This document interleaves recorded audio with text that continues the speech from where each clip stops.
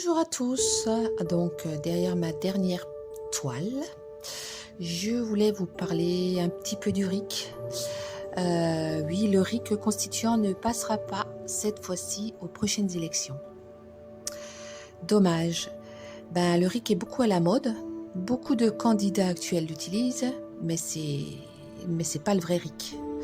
Le RIC, le référendum d'initiative citoyenne constituant, celui-là, personne ne l'a en fait.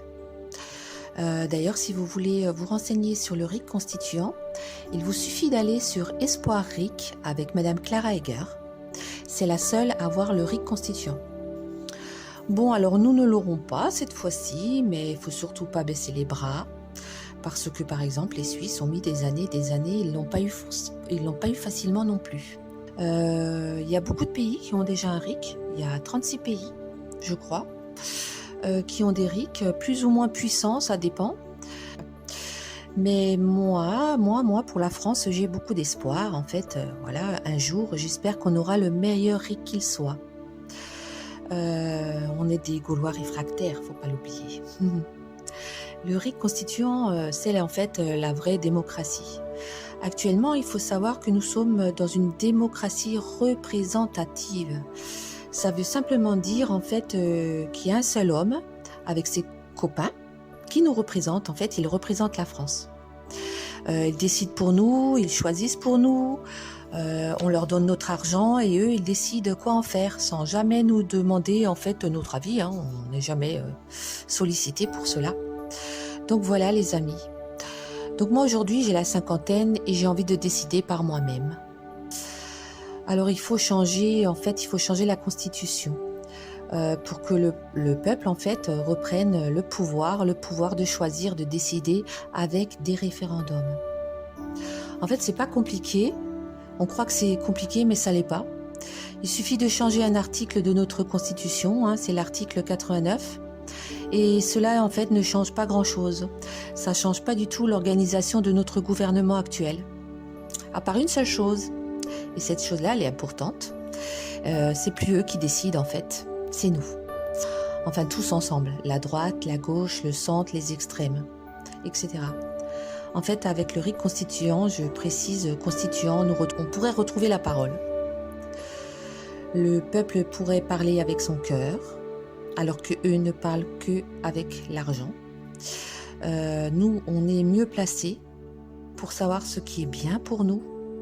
Et même sans avoir fait de grandes études, on sait ce qui est le mieux pour nous parce que nous sommes sur le terrain et pas eux.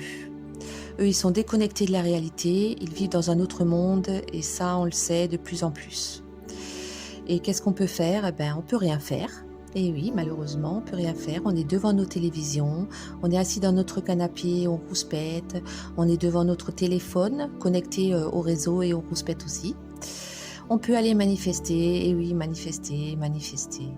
Mais en fait, on ne peut rien faire parce qu'ils ne nous écoutent pas et ça fait depuis très longtemps qu'ils ne nous écoutent plus.